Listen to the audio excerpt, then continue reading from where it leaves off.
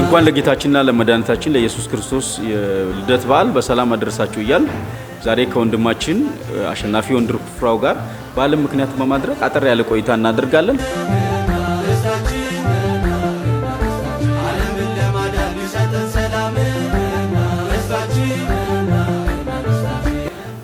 አሼ እስቲ በዓል ሲመጣ ትውስታ ምን እንደሆነ ከዛ በፊት እሺ፣ አመሰግናለሁ።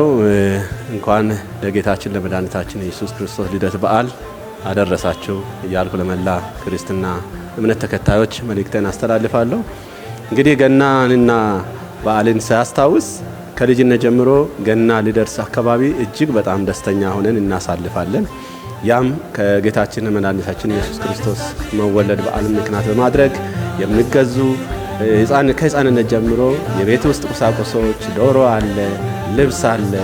እንደገና ደግሞ በቤተ ክርስቲያን ከጓደኞች ጋር የሚታሳልፈው ላይፍ አለ፣ ጣፋጭ ነገሮች አሉ፣ ብዙ ነገሮች አሉና ቤተሰብም ከዛ የተነሳ ለሕፃናት ብዙ የሚዘጋጀው ዝግጅት አለ።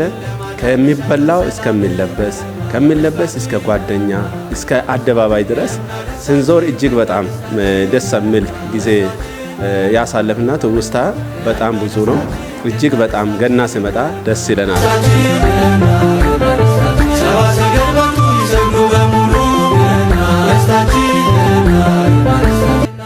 በገና ገጠመኝ ካለ ምን ልብስ ሳይገዛ ወይ የሆነ ነገር? አዎ የገና ገጠመኝ በጣም ብዙ አለ። ያም አንድ ጊዜ አስታውሳለሁ። እናቴ ለታናናሾቼ ልብስ ገዝታ ለኔ ሳትገዛ ስትቀር አደባባይ ዙረት አለ ከቸርች ጋር እንላለን። ኳየር አገለግላለሁ። የኳየር አገልግሎትም ቀረው። ሁለተኛ የቤተ ክርስቲያን ወይ ደግሞ ወጣቶች መሪ መጥቶ ገና መክሮኝ ችግር የለው መለያት ለብሳለ ብሎ ነው የርኩትና በጣም እያለቀስኩ እውነት ወደ 15 ዓመት አካባቢ ሆነኛልና እጅግ በጣም እያለቀስኩ ያሳለፍኩበትን ቀን አስታውሳለሁ።